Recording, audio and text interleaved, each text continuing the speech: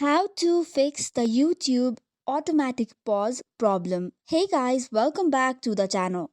If you're having troubles with your YouTube application's video automatic pausing problem, here are fixes that could help.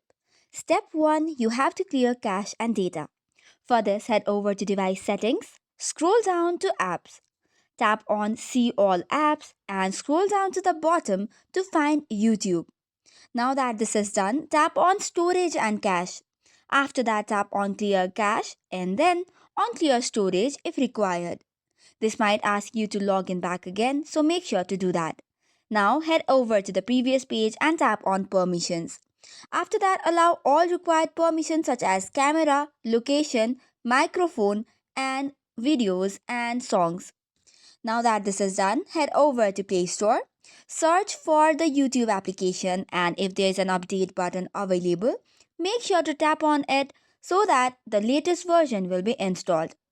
After this, relaunch the application after completing the steps and you should be good to go. So that's all for today's video. For more such contents, do not forget to hit the like and subscribe button. Thank you and keep watching.